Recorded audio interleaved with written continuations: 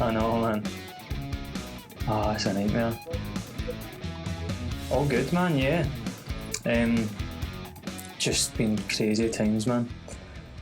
Having to set things up like this as well. What's that, sorry? You've been doing gigs? Kind of. I done my first like video gig yesterday or the day before, but it's hard because we've got a toddler now, so do you know what I mean? Wake him up. Man, absolutely. Aye. No, listen, I can imagine the trials and tribulations, man, and doing it from your house, man, and everything that impinging on your personal life, man. You know what I mean? Exactly. It's kind of a bit like this, and it looks as if it's going to be like this for a wee while longer, man. I know. Well, they're saying another 3 weeks, but like most scientists and stuff are saying like could be another year or so before things actually get back to normal, man.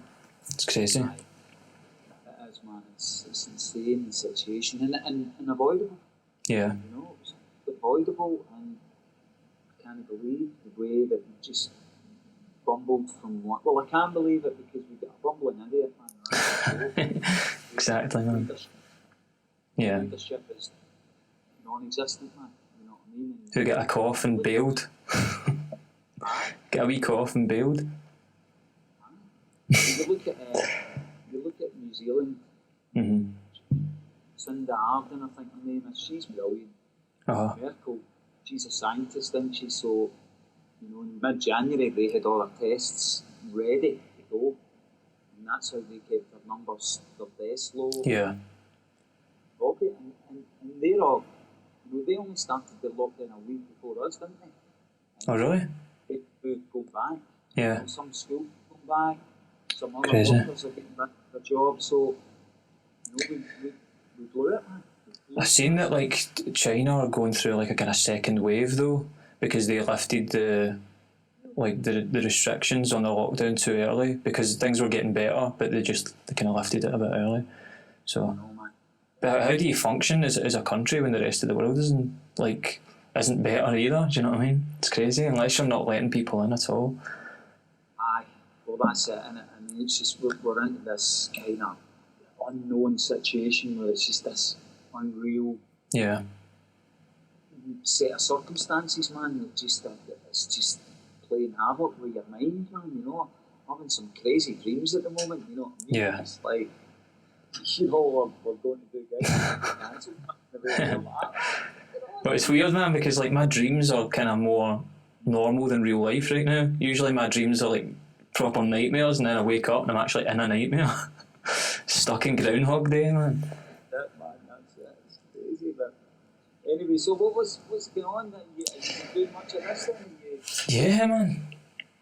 I prepared like some questions, man, because like, but I don't even know if like we should do the question thing, because the main reason I kind of started this podcast, right, was actually kind of talking to you. When I like supported you at East Kilbride, like, was it last year, maybe the year before? We just had like a kind of cool conversation that I wish I'd managed to capture. Do you know what I mean? It was just like a really laid back, like the things that I took away from the conversation were how like with yourself and Wet having such like global success and stuff, and me having kind of mediocre success in a band that I was in previously, that we actually had a lot of similar experiences of the music industry and just how dog eat dog the industry is in general, and I just thought it was quite an interesting conversation that we had, man. Maybe we could dig into that a little bit. I mean, the thing about the music business, it's a lot of it's, for me, you know, the music business, although we're in bands and it's all kind of, it's like little collectives and all that, it's still pretty much every man for himself, you know what I mean? And, you know, I can understand why guys like Elton and all that kind of, you know, it's much easier to be a solo artist than it is to play in a band, you know. And the thing about playing in a band, it doesn't get any easier, you know. Yeah. I mean, a lot of the things about Wet, you know, we were teetering on the brink in 1985, man, do you know what I mean? Of kind of splitting up, man. Right. amazing how much of a seducer success and money is, you know what I mean? Yeah. It's like, oh, that, and it sort of keeps you together. But in terms of that, we're lucky, you know, we're luckier than most, I think, most bands, you know, in just general terms where, you know, we had sort of relationships with each other before we entered into the band. So, Yeah. you know, it's not just based on being in a band, it was based on other things, you know, so there's a wee bit of substance there, you know, which helps us out, you know. I think that is really important though, because that does come across in the chemistry of how you function instrumentally as well. Do you know what I mean? You kind of get you get the vibe when bands are kind of put together and stuff. Not that it can't work, but it does come across as contrived.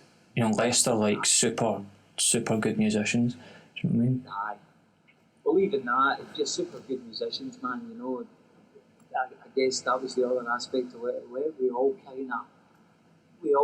are at the same level musically, you know, it's not we're a put together a bunch of musos and all that, you know, we sort of learned our instruments at the same time together, and we sort of, you know, no one kind of, you know, went ballistic in terms of technical ability, you know, we're all of a similar technical ability, you know, so that kept us together as well, you know. So yeah, it's an interest, you know. Believe me when I talk about it, and I'm figuring it out in my own head why it's kind of survived this long, you know. And there's never any easy answers there. I don't think. You know, it's always, you know, the musicianship and the songs as well. Like it's crazy. Like because even just meeting yourself, like, was such a grounding experience for me. Like, because instantly it just felt like normal. Do you know what I mean? But like when I think about you and I think about like Graeme Clark and Wet Wet Wet. In fact, going from the two different experiences that I had supporting. So I supported Graeme Clark as your solo stuff, and then supporting Wet Wet Wet. It's just a totally different animal. And like Wet Wet Wet is a thing in and of itself. Do you know what I mean? Like, and you see it functioning. Like, it's crazy, man. That's so right, and I noticed that as well when I came out about 10 years ago when I started doing this on my own. It seems to me that you know, you can, when I go out as Graeme Clark, I can get a handle on that. It's controllable. You know, it's controllable. It's that. I think when you look at Wet Wet, that kind of controls you, you know, because it's as you said, it's this wild animal, man, that just kind of lumbers across the UK every 3 or 4 years, man. You know what I mean? It's like dinosaur, man, that shit goes and stucks it up and everything. You know, it does kind of to an extent control you, other than you controlling it. You know, kind of. It has its mind of its own, you know, although we're all part of the conscience of the band, you know. The thing about, you know, I noticed if I would go, for example, if I go away on holiday and, you know, I meet guys like yourself or other people, and they sort of say, what do you do, you know? And I say, well, I'm a songwriter and I'm Graeme Clark. They have no idea who I am, you know what I mean? But when I mention, I'm in Wet Wet, it's like, you know, what are you? What one are you, man? You know, you're no Marty, and you're no the red-headed drummer, man. You know what I mean? So, in terms of that, it just shows me, you know, that big thing that we ever. It just, you know, it just sucks up a lot of oxygen, man. You know, that's why it's hard to do both together. You know, it's hard to go out as Graeme Clark and then sort of jump back into the band. It's really difficult to do that. You know, you're either doing one or the other. So and you know, I do. You know, I thought I could run it, you know, contiguously. I thought I could run it together, and I did last year to an extent, but I found it really difficult to kind of move in and out of these two different things. Because although we're doing a similar thing, they're radically different. You know what I mean? One little print shop and one's a full-scale factory, man. You know what I mean? Going out there and blanket coverage and all that sort of thing. You know, so yeah, it's I think what's interesting though about the two experiences is like the songs. So like when in the parts of your set where you do play the wet wet wet stuff, you see how and why the songs stand the test of time, because they work into completely different environments. It's just crazy, man. Like, because obviously when you see you guys in a fucking stadium, like the songs are so anthemic, and then but when you see them presented by yourself, you see where they came from. You see that they're from a singer songwriter, and they work that way too. Right, and I think it was always, we had good people around us way back, when we were really young, and it was always kind of put that it was about the music, the aesthetics were things like, Marty was a really charismatic, good-looking guy who could really sing a song, and that was going to take us a bit of the way. But, what really gives you longevity, I think, is, the substance behind that. Yeah. I mean, have all the cosmetics up front, but you need to kind of carry that off, you need to have something behind it all, you know what I mean? Otherwise, we're just shadows in the dark, you know what I mean? It's just, you can't see it, there's nothing there, and nobody would be into it, man, do you know what I mean? So, in terms of that, it was always put to me that if anything's going to last, it's not really going to be us as personalities. The songs will be the thing that lasts the test of time, and so we make them as possible to make them, So, I mean, we had a halcyon period, I think, sort of just at the sort of early to mid 90s, where I felt we wrote our best songs. We wrote the majority of the songs that we still play today. Yeah. Do you know what I mean? Fairly fruitful period, and that it was just a shame that sort of once we had that big albatross or that big hit, life changed immeasurably. In terms of we would go out and tour for a year and a half. Then we would go into the studio for the best part of a year, staggered over that year, obviously, not be in the studio for a year, but take 2 or 3 weeks, go into the studio, write some songs, and then go back to them and stuff like that, Then life just sort of went into fast forward because we were in, we had that big massive hit that was just worldwide, and it was like when you're in demand, you've got to do the work, as a musician. It was also put to us as well, look man, these opportunities don't come along too often, and when they do present themselves, man, you've got to be ready to do it, so we'd spent maybe 5-6 years kind of gearing up. Suddenly the stars aligned and it went into place, and it was like, right, wow man, you need to kind of go across the world and go reap the benefits of the fruits of your labour.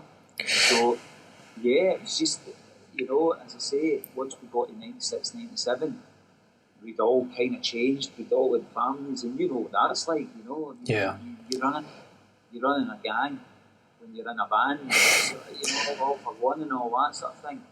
Then people start having kids, and it's like, well, I can't do that. It's a strange thing. It's like you can't have an ego when you get a child. You can't, man. But that must be difficult to manage, man. That's something that I would quite like to explore with you is sort of like the coping mechanisms, because like a lot of people, things that I noticed when my band were doing all right were the people that start gravitating towards you, and the sort of fandom that comes with being in a band that are doing all right.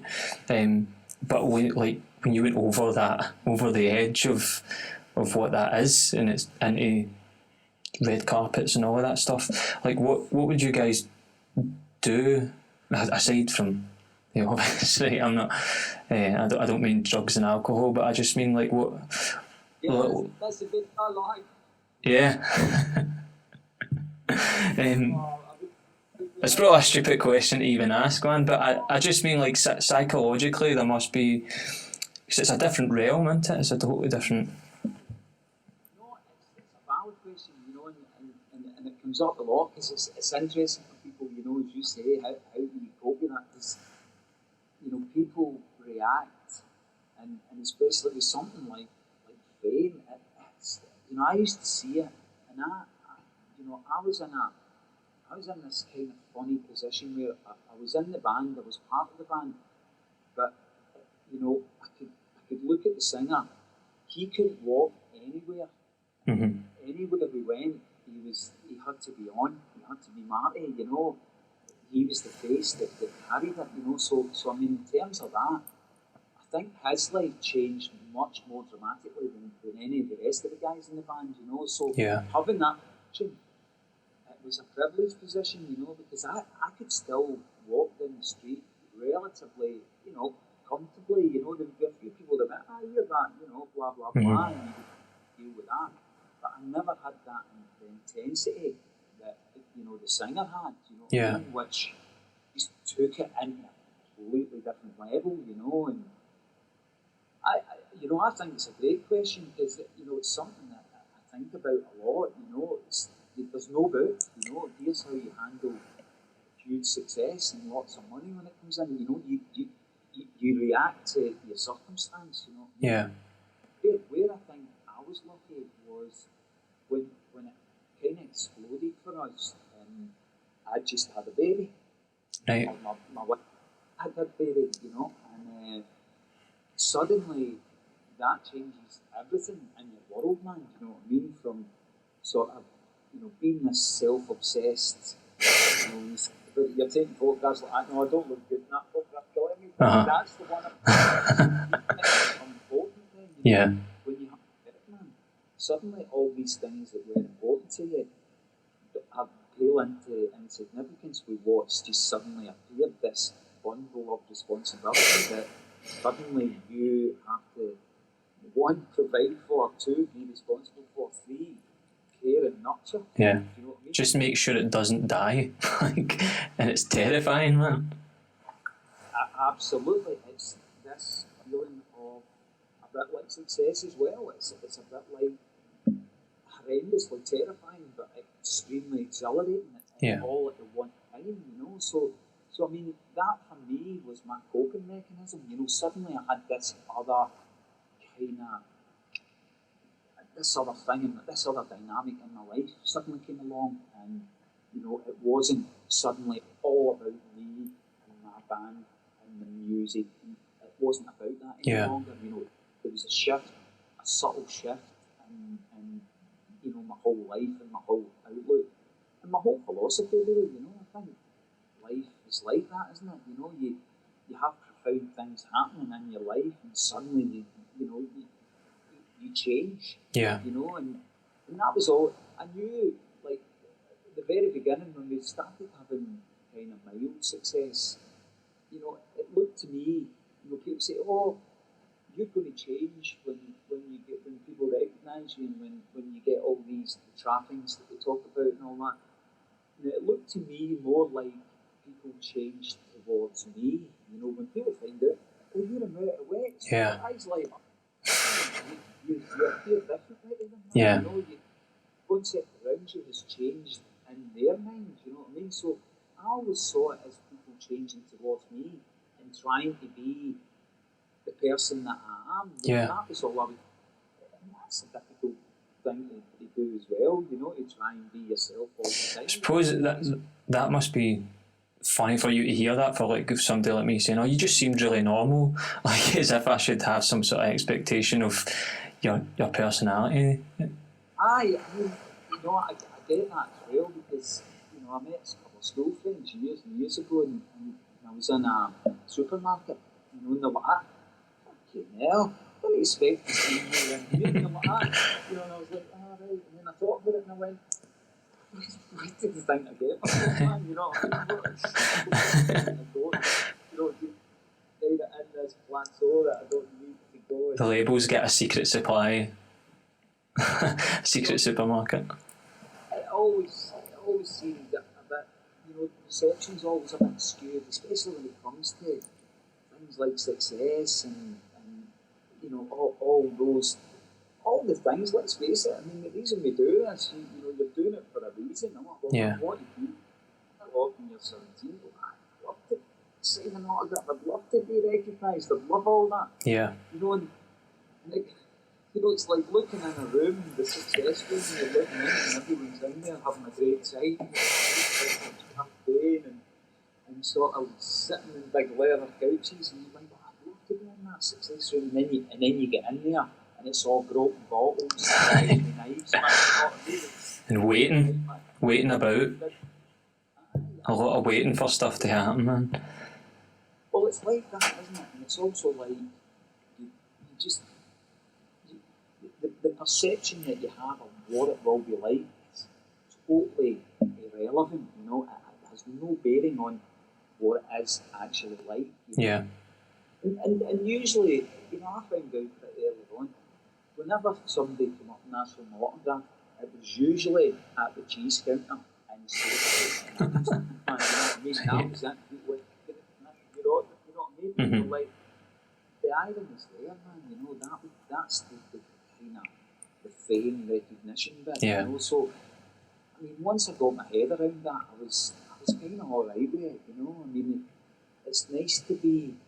Billy Connolly says it, doesn't he? You know, I'd rather be recognised than no recognised. You know, it's nice to have that kind of thing where people acknowledge what you do.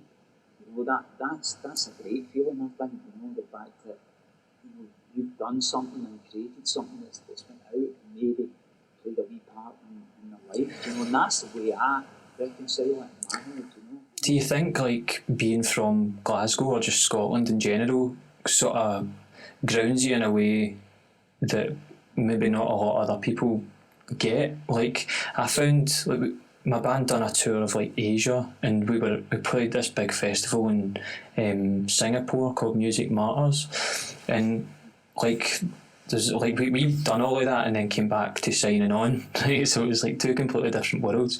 But when we were there, what's I saying? Can't even remember. Talking about. I get that.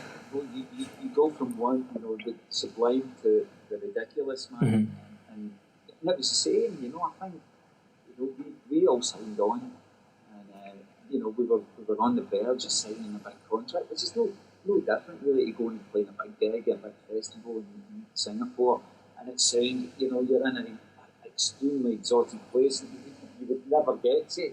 Aye. And you stay in Glasgow, you know what I mean? So in terms of that, there is that juxtaposition. I do think that a lot. It's not so much Glasgow that, you know, certainly Glasgow gave me this sense of, you know, reality. I think, you know, that's what working class cities bring you. You know what I mean? And sort of, you're steeped in that, you know. I think also places like, you know, like the usual ones, the ones like Glasgow, Liverpool, Newcastle, you know, Manchester as well, Birmingham, you know, and to a lesser extent, you know, I think London has these working class elements to it as well, you know. Mm-hmm. You do still see bands breaking out of London, you know, too. London's just become this big metropolis. You know? It's like, and I've ended up here, and I always think, you know, the majority of London is made up of guys from Glasgow, Manchester, Liverpool, you know, all these people. You know, not dissimilar to, you know, I went to New York and all the guys that I wrote with in that kind of 10-day writing trip I did, none of them, although we wrote in New York, none of them were from New York. Right. All from Ohio, Yeah.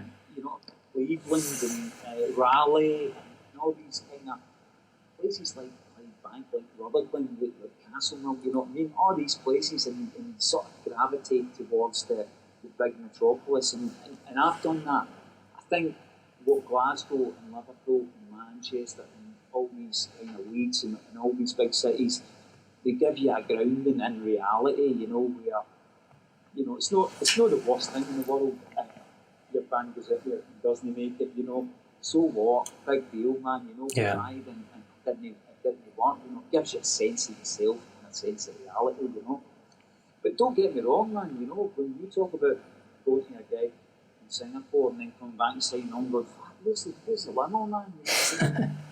We had our moments. Yeah. Where we, going down, being flown down by the rate companies, getting courted, getting taken for meals and all that, It's crazy, and that's a part of the industry that not a lot of people do know about.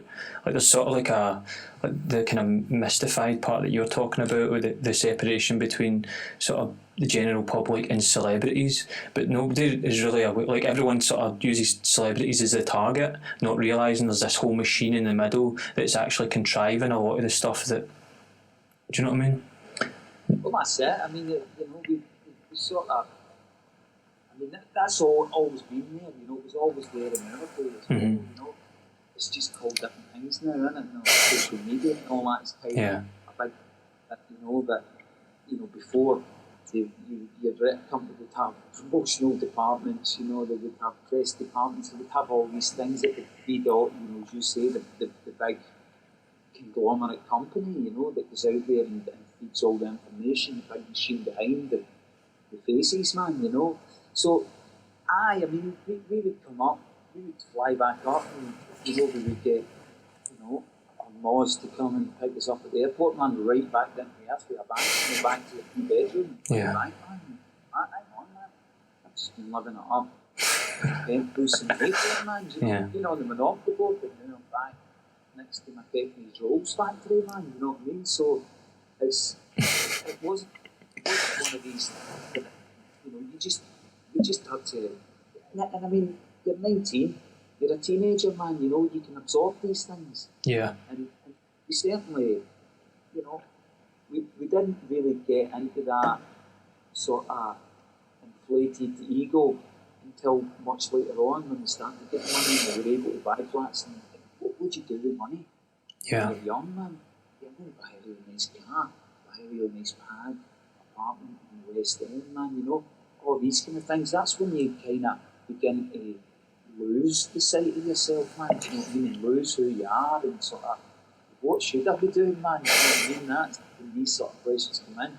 Luckily, at that point, the kid comes in, and that took my whole kind of vision. Yeah. Of, man, suddenly you're like, right, I don't need to think about how bad or how good I look anymore. It's not really about me. I would say the same, man. Like having Caleb, like, definitely changed my wants and desires for fame and all that kind of stuff. Sorry, like when I was younger, music was sort of like a vessel that I could achieve validation through. You know what I mean? And as I've grown older, that role sort of changed now. It sort of became more like music is my go-to therapy for everything now. Whereas before it was like a way to get to something, a way to get to, like you were saying earlier, like get to money and get to validation from people. Exactly. That's what I like the way you put that. Your validation, and certainly for us it was no different. We were all on the dole, and it was kind of unfortunate to be on the dole, obviously, but it was fortuitous because it meant that we could go and we could, my mum worked, we all went to and from 11 o'clock in the morning to 2 in the afternoon, we played with each other for the best part 2 or 3 years, man. That's where we parties, really. That's where we became a band, and really, that was an invaluable experience. And we wouldn't have been allowed to do that had there not been massive unemployment in Margaret Thatcher in the 80s and all that. Schools used to open. All the kids would leave. They'd go into John Brown's, Singers, all the factories that were on our doorstep. I totally get that my father, who came from your neck of the woods, Rutherglen, he moved to Click, I think, purely because he would have seen in the 60s, Singers, John Brown's, Clyde Structural, all these shipbuilders. Mm-hmm. I have 3 boys, I have 3 young boys. I imagine that they're probably going to go into the shipyards. I could see why he would have moved there. Yeah. So, of course, by the time that we left school, that industry had been ravaged so much that there was none of that. So, it was like, music had got a hold of me when I was 13, 14. My brother had an amazing record collection, you know what I mean, that I was able to absorb, so it was all these imported Jamaican reggae vinyl, man, you know what I mean? And it was like, suddenly you're kind of getting all this information, and it was like, hang on, guys like Jerry Rafferty, who spoke like me, the same accent with me, and I'm looking at them making this amazing music and thinking, you know what, this might be alright, this might be a good way to do it. Obviously you're thinking that and thinking, I'll be surprised if it happens, Luckily, I met the guys in the band, and we were able to, have this shared goal that we could kind of aim for, And believe you me, man, I mean, it was like, the validity that you talk about, I mean, that was it. We used to walk about and kind of go, I wonder, our perception was, what do people think we do, man? Do you know what I mean? We're walking down the street and that, like, and suddenly you talk the Bobs in the 80s and you go, oh, now you do that. That was validation, Suddenly, we break out of this. I become immeasurably, this sort of really interesting character, man. So that was it. I just really kind of made myself much more interesting than I actually thought I was, And I think, I believe that the rest of the guys thought that as well, man. It was like, we were all shy, retiring, spotty, wee 15, 16-year-old guys, man, that thought, this will make us interesting to girls, Yeah. And that was it. Oh, totally. It's funny how much an influence that has on you when you're younger. I mean, it only becomes reality, doesn't it? When people began to take interest in, that's when I thought, hang on a minute, we could do something pretty good here, I just felt, we just need a song now, we need a song that makes it up, man, because we could play it back, we cut our teeth for those 3 years, and it was like, right, we need this song to hang a concept on, to hang the band's concept on, and that listeners work came around, and that kind of opened a lot of doors, and then from then it was just running as fast as we could for as long as we could. It's crazy, man. It's a pure, beautiful story as well. So, like, what would you say are the differences now? Obviously, we're in a completely different age, technology-wise and stuff, but like with working with Marty and now working with Kevin, like what are the main sort of differences? Because how the conception of Wet Wet Wet must obviously still be there, like the energy and the feeling and the emotion that you've all went through. So how's that pairing up with Kevin as a singer? Well, considering he's the only guy that knows how to work Instagram, man, it's a great addition to the band. But it's this new kind of world now, music was always driven by technology in a sense. I mean, in our day, the sort of big change, we were a garage band, weren't we? We were a bedroom band, and we're all kind of enthusiastic about playing. And then it was like, right, you need to kind of write songs, you're going to be competing with Madonna and Bruce Springsteen and all that, so you need to be up there with these guys. Yeah. And they're like, I never thought about that. So of course, we were using the same technology that they were using. We weren't right, don't get me wrong, we weren't right. We sort of gravitas songs that Bruce Springsteen was writing, but in terms of that, it was aspirational, we were trying to do that. Now, we went to the studio very early on, and it was the advent of MIDI. It was just when MIDI started happening, and we would just like sync up to tape recorder would be run by this sync machine that created the click track that we all played to and all that, I mean, that's been going on since the 60s, but with the MIDI keyboard suddenly becoming, suddenly we had to be technology, so that kind of part of it has always kind of been there. You know, it's always kind of, music is always kind of driving the technology, at the forefront of all the technologies that are coming out. You can see that with Taylor Swift and Instagram and all these bands. The ones that kind of get out there and do something, they're always attached to the new technology in some sort of aspect. That always knows. So, we were kind of aware of that, as well as trying to balance it up with what we're trying to do. Yeah. Being youthful and not being a sort of machine, for wanting a better phrase. So, with Kevin coming in, I think, I can only put it this way. For us, when you play in a band for 35 years, man, sometimes it can get a bit tiring, it can get a bit tired, it can get a bit frayed around the edges, you know what I mean?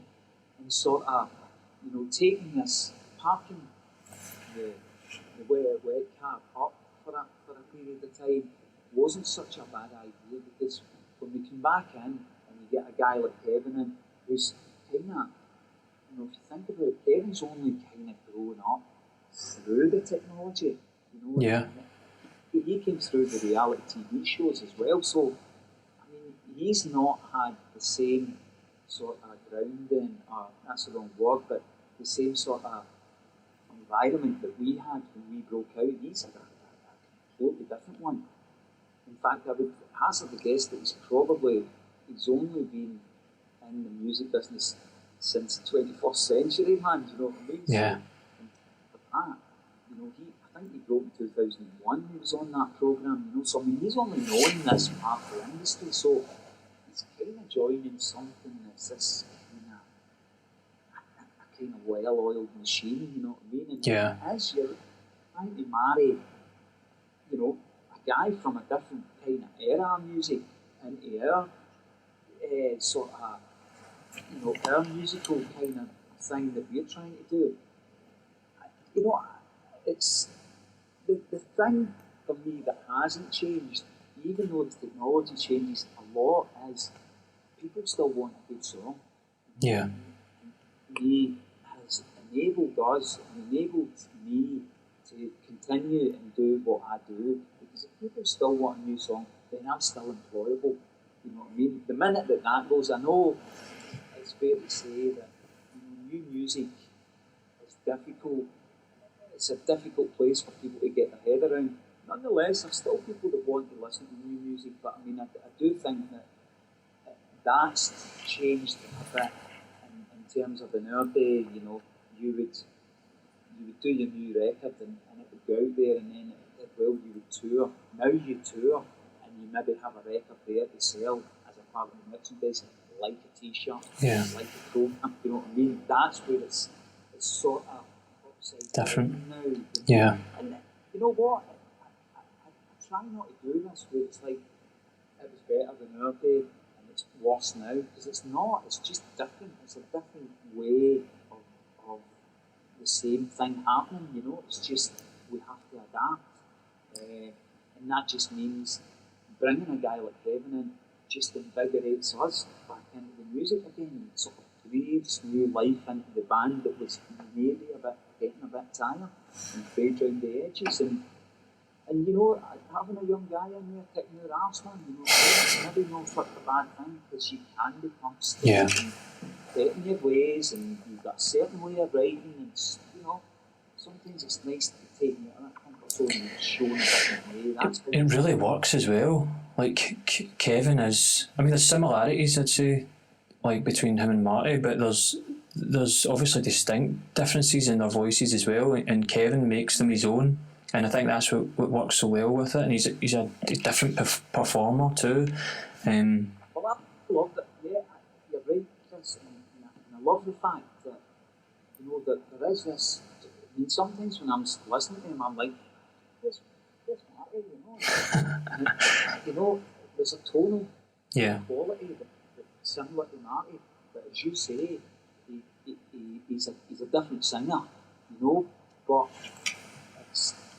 We should maybe say who we're talking about for people that don't know. It's Kevin Simm, who was in Liberty X, but he most recently won I don't know what season it was, but he won one of the seasons, I think maybe like 2016 or something, of The Voice. It was, and he's kind of got this R&B thing, you know. He's got this rawness, and you know, it's kind of completely natural.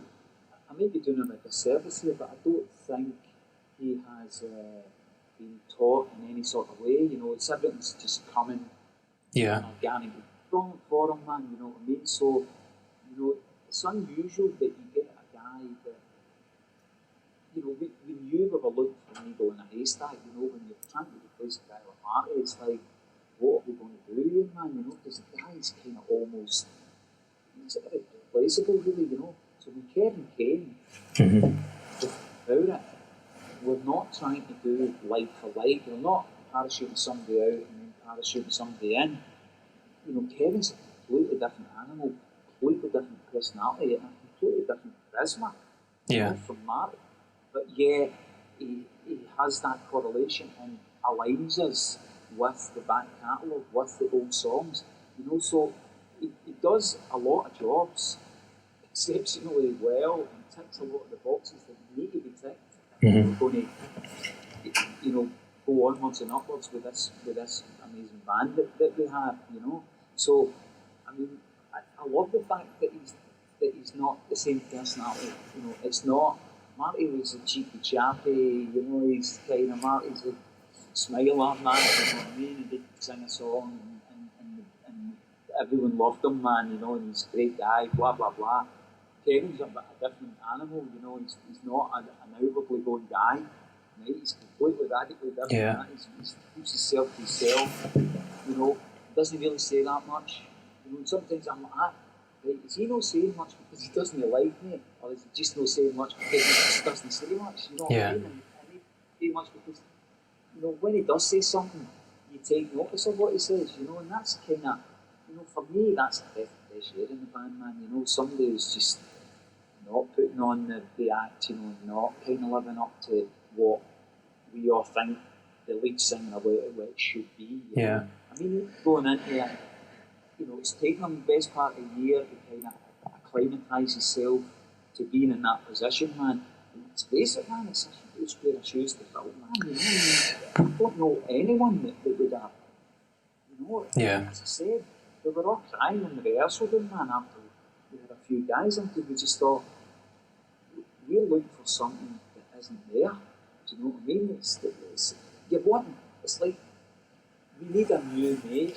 Do you know what I mean? We need a new pal. Yeah. You know, you can't. It's not a role you can audition people on. Exactly. So, like, Kevin was so nervous as well. Like, the night that I supported you guys was on, I think it was the first night of the tour. In fact, it was, I just seen today, I think it was, that we announced it like a year ago today, that I was supporting. But it was in Perth. Is that right? In Perth. And so it was the first night of the tour, and like Kevin was there backstage, and he was just saying how nervous he was, and then he went out and fucking smashed it. Like, it's crazy, man. Oh man, well, you know what, I've said this before, but I knew he was good, but I never knew he was as good as he was. You know, I knew he was good, but it's a bit like, you know, guys like Messi and that, who play football, you know, they play for Barcelona at the top end, man, you know, and you know that the game, they'll have a standard, man, you know what I mean? And that's what I felt with Kevin in the first gig that we played, not in that tour, but when we played St Luke's, and that, there was a lot of pressure on him there, man.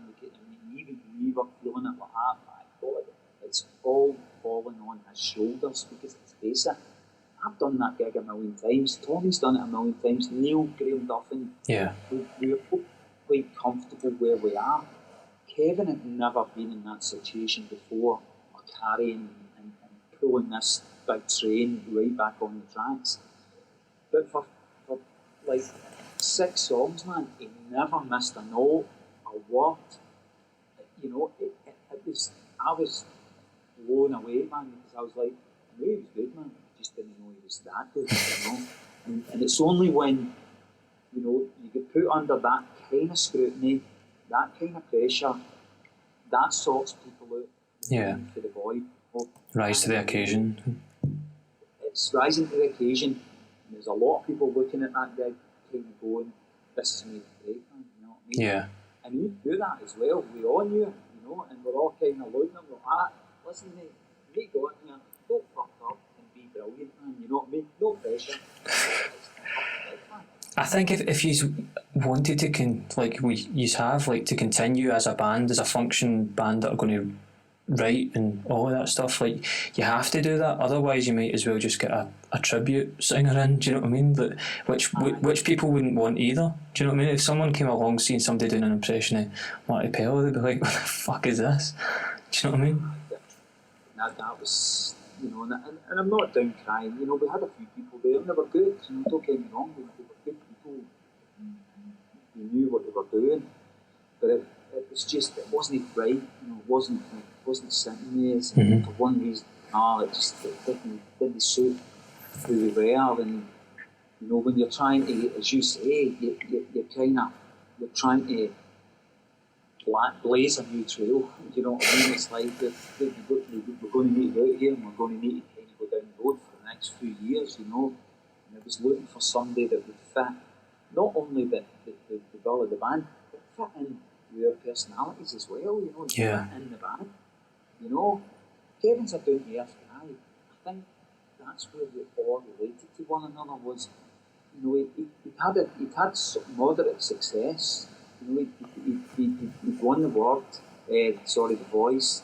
He'd been in Liberty X. He'd been in a couple of these programs, these reality things. You know what I mean? So he did have that in his armoury, but you know, for me, he was a working class guy like us. He was one of us. Yeah. And that, to me, foundation stone that we could then do anything we wanted. You know, because we all related to one another in terms of that. We all came from roughly the same place, in the same area, in the same working class part of the world, you know what I mean? So it was easy to use that as a stepping stone, like that, right? Here's where we could go. You know? As you say, you're writing new songs and trying to put all that together, and that's the plan, you know. That was one of the things I was going to ask you about, is how close are you to having...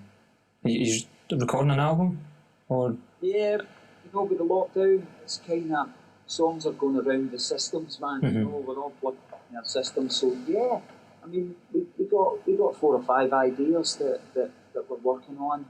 So I mean, you know, hopefully when this is all over, we'll have some sort of album. We've also been doing some of the old songs and putting Kevin's voice on. Right, cool. Which is... Is that an exclusive? Did I get the exclusive on that? Right. Yeah. Nice. Absolutely. It's not really. We've been on social media. Really. If you go onto our app, then you can see, you know, that there's a couple of films up there with Kevin actually singing. Which I was lucky. So you can check all that out in the way app. But yeah, I mean, it was just to give us, you know, I keep hearing us on the radio with Marty, and I thought, you know, after we did the tour, wouldn't it be great to kind of put something out there with Kevin singing it, you know what I mean, and sort of trying to get a new version of it of some sort, you know, and still be true to it as well, you know. So we've been doing a bit of that.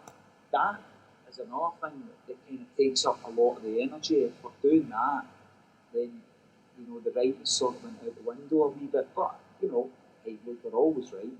You know, we're always writing. One ideas lying about there. So, you know, I would hope that, you know, come sort of maybe towards the end of the year, there'll be something there. You know, awesome, man. An album, or whether it'll be an EP. Who knows? I'm really looking forward to hearing it, man. And what about plans for your solo stuff? Is that just on the back burner just now? That's part top, man. Right. I mean, I'm still doing bits and pieces. I've got some songs that don't suit it well, you know, and won't.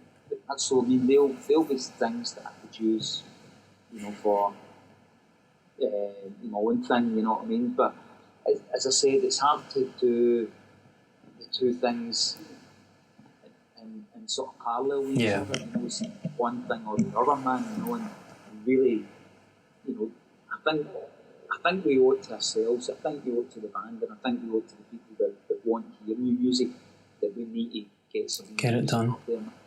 Absolutely, man. That's a major priority, I think.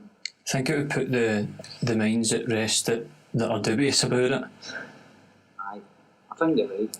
I think it's, it's just something that we just need to do, man. We just need to get it done. It's a difficult thing to do. In fact, we were meant to be in the studio in Motherwell these 3 days. Really? 14th and the 16th, yeah. But we get trumped, Yeah. And it was really, we'd sort of earmarked that because we needed to get Kevin to sing the songs that were going, the part of the old stuff. But I mean, the idea was to sing the songs and then do some creative writing, man. And get some new stuff. But of course, we get trumped by the travel ban, and everybody having to stay home. So that got high-bossed again at the end of March, and we were just, that was where I kind of thought, right, well, let's everybody do their own parts, and then we'll send it up to Graeme Clark and he can mix it all. And well, that's cool, man. That's a cool way of working things. Yeah. What's this report songwriting? It's difficult as well because it's letting go of that, that thing of the way that we've always done it is now you rip up that place and it's like, no, this is the way we need to do it now because you're just forced. But that's what musicians are good at, I think. It's like you deal with the circumstances that you're given and the set of circumstances that we're in at the moment. Yeah. So it's getting all that together and trying to maintain a semblance of continuity, which is difficult. It's all great when you're all in the studio and we're all there and we can face contact and we can eyeball each other, man. But when it's come into the ether, into the cover hole, man, this for baseline, what's going, man, going on? So it's all new and interesting. So we'll see what happens over the course of the next couple of months. It's cool that Graeme's still. We ain't doing anything else, are we, man? I know, exactly, man. There's nothing else to but do. Like all the times that I have spent avoiding my guitar and writing things, I'm sort of forced into a situation where I need to. No, I mean, I must admit, I kind of, sometimes I feel a bit stagnant, just through the situation, and you're like, I should be in the studio, I should be playing the guitar, but there's something inside me that I'm like, do you know what, it's not going to happen for me just now, it's just one of these. So, I mean, hopefully that'll change soon, and we can get back on with life, man, Oh, totally, man. It's going to be so good the day we can just go to a restaurant or something, man. We had it good, didn't we? We just knew how good, and it's only when these things are taken away that you think, we can't even do that. Can't even just go for a simple bowl of pasta, man. Do you know what I mean? Yeah. It's crazy, man. Even just seeing family, it's frustrating. It's hard, man. It's very difficult, very trying, and we're all kind of forced into these situations, and that's when you hope, well, maybe that'll start some sort of creative kind of segments something can come from, so we'll see what happens over the course of the next couple of months, man. So there's a wet TikTok account getting made. Well, I'll look into it, man. They understand it, man, and then, do you know what? I'm kind of, I just think, do you know what? Instagram is complicated as well. Right. I'm the same, man. I'm kind of quite happy with my social media. Katie keeps trying to rope me into TikTok videos every now and then. I'm like, oh, come on. Aye, it's a funny one, isn't it? And I wondered how, because they use music and all that, don't they? Yeah.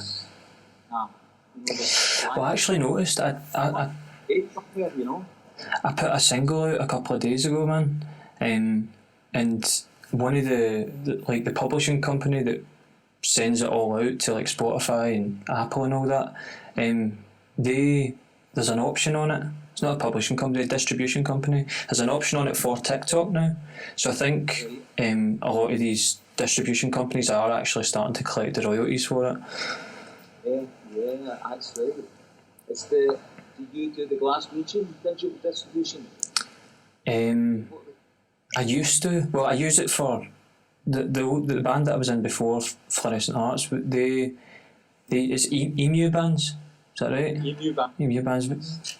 All of the Fluorescent Arts stuff's under that, but the one that I use for my own stuff is called A-Muse, and there's like a free version of it, so you can basically just put a certain amount of songs up, they take a cut off it and they send it out to all these places, but there are other options on it that you need to pay for, so you can like have a monthly subscription kind of thing, but I don't do that.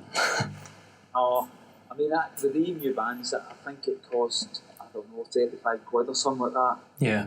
It's expensive anyway. I mean, it's just like a one-off payment as well. It's good.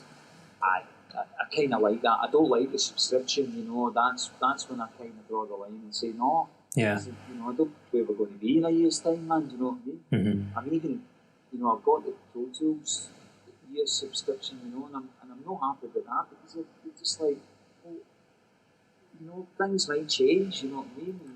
And so every year we have, you know, you buy one program as well, and then like all these companies update their program, and then you end up with a product that you don't even like, that you didn't buy in the first place.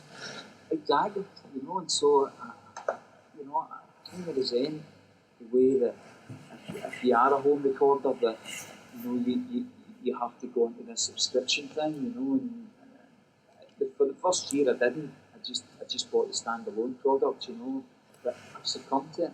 Mm-hmm. Because I'm like, well, you know, you get all the updates and you're like, oh, stop me.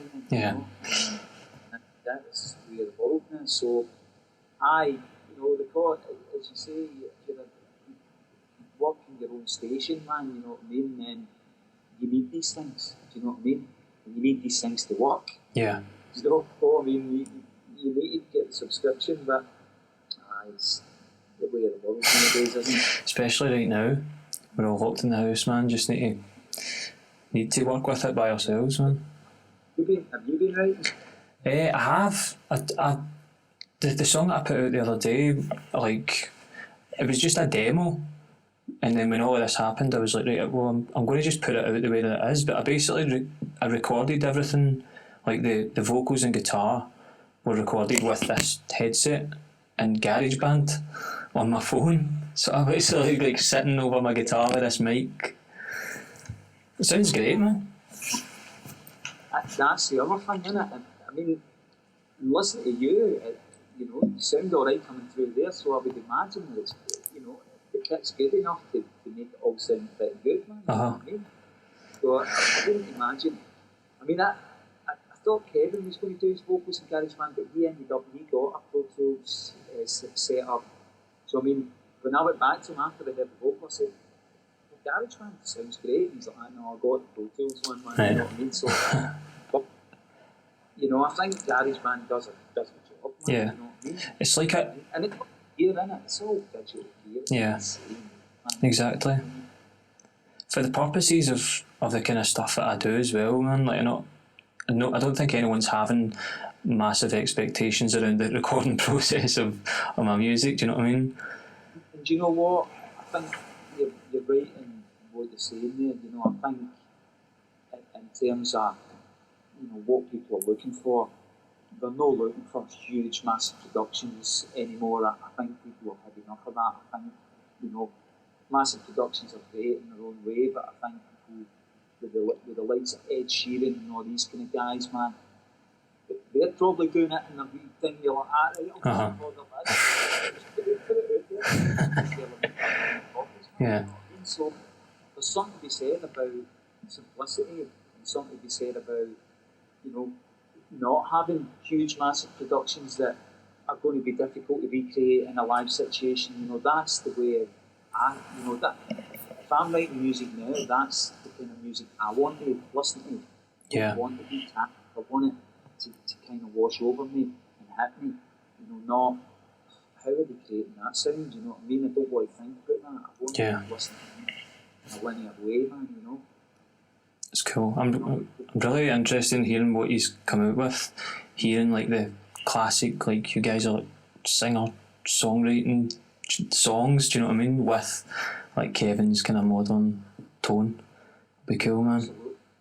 Really interesting. Well, that is an intriguing, you know, and having kind of done a few kind of rides with him and that, it has made me think, okay, I can't really do what I used to do. I need to adapt myself in order to be inclusive for Kevin, to bring in his kung fu, man. Do you know what I mean? Because, you know, if I take Wheel Road and say, no, do it like this, then it just becomes a different thing, man. Whereas you need to let him grow, you need to let him kind of express himself in a way that's going to be meaningful for him. Yeah. Because if it's meaning, I think it'll be meaningful for the people that are listening, you know. Definitely, man. Trying to strive, and it's made me think about it, you know. I should say happy birthday, by the way. I meant to say happy birthday at the start of this. It was yesterday, is that right? Aye. I'm a year closer to the target for the COVID-19. 55, I think it's 60-year-old's target in it, man. Is it? When you're like, you're in trouble, man. Keep it sick. Aye. Oh, God, man. 55 and I'm still doing this, man. Who'd have believed me, man? You know what I mean? It's strange, man. Wouldn't have it any other way, man. It's great, man. Listen, I'm blessed. Yeah. I'm thankful. You know, I'm lucky. I'm very lucky. You've earned everything that you've got, man. You really have. Listen, that's that, Chris. I appreciate that. But you do need the luck along the way, you know. We've had a fair share of that, and I'm thankful for it, man. I'm thankful for it. Awesome. I should probably wrap this up. So I think we're just coming up to like an hour or so. Brilliant. But yeah, so hopefully new wait stuff. Yeah. Hopefully. In the next however many years it takes for the lockdown to stop. Well, I mean, they're talking, you know, I heard somebody mention from the government 6 months, and they wouldn't put that out there if, you know, it hadn't been okayed. You know? So, I mean, I think really this year's a bit of a washout. You know, not a lot's going to happen this year. There might be stuff at the end of it, but, you know, ultimately you're looking at next year, I think, you know.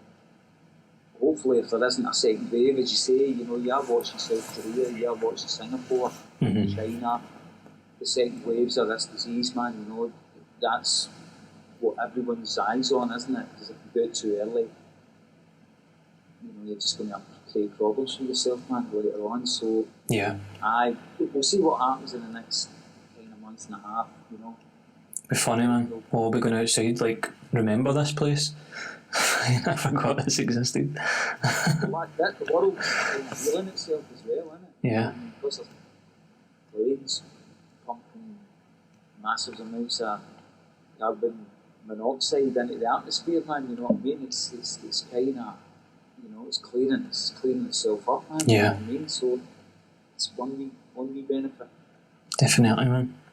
Thanks very much for doing this, man. Right, no worries, Chris, man. Listen, you take care, keep in touch, and we'll speak soon, eh? Definitely, man. And thanks to yourself, and thanks to Mark as well. Like, Mark, No worries, man. the manager, man. Nice for you. Yes, he's very, very good. Very kind. Yeah. Great stuff. Alright, you take care of yourself, Chris. You too, man. Take it easy. Bye-bye.